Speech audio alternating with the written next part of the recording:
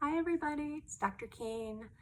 I am talking today about another one of my pet peeves, which I don't know how well these go over or not, but I'm going to talk about it anyway because it is something that comes up for me quite a lot and it does really bother me. And I'm hoping by talking about it and throwing the net out there a little bit, casting the net to see if other people have similar experiences or if you even possibly learn something from this. I really hope that it reaches at least one person that maybe would reconsider how they think about things. So one of my pet peeves today is about the way that bipolar is being diagnosed.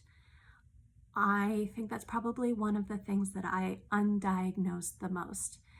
If you look at our handy little DSM-5 criteria book, it's really important for you to understand that there are two forms of bipolar. There's bipolar 1, bipolar 2. Bipolar 2, which is our lighter version of bipolar, you have to have depression, which everybody seems to understand at a reasonable level. Most people understand depression. Where people get super confused, even providers and mental health people, we get really off track with this, is when we get stuck on mania. The bipolar 2, the light version of bipolar, you have to have manic episodes that generally last at least 4 days in a row.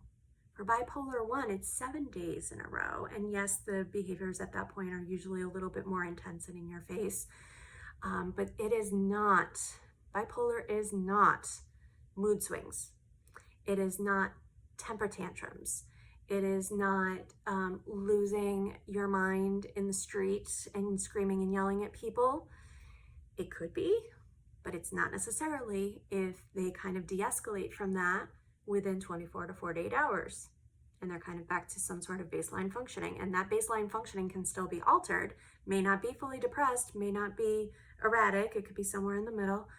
But what I see more often is trauma, that somebody gets triggered and escalated into what looks like mania, elevated, angry, moody, on and off like a light switch, right? We hear all of those things and a lot of our brains immediately go to bipolar, and that may not be the case. Bipolar is an extended elevation of manic, pressured, yes, sometimes irritable, yes, sometimes moody, grandiose.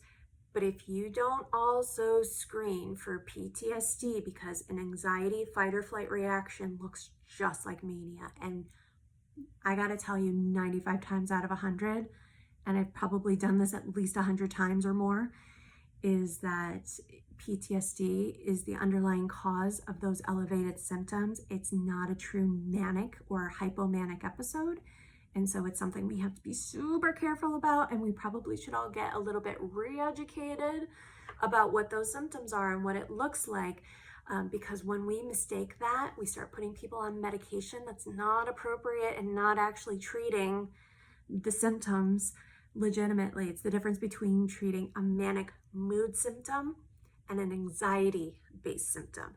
And those treatments can look very different in terms of medications, in terms of interventions, in terms of preventions, okay? So this is one of my pet peeves. I'm sorry if I offended anybody with it, but this is something that I feel really strongly about, really want to communicate about that more, may develop a whole workshop around it, but feel free to give me a response or some feedback if you have a strong opinion about it. Be kind, you don't have to be mean to give feedback, but I would be interested to see if other people have similar or differing experiences around this. Otherwise, have a good day. Let me know about some of your pet peeves.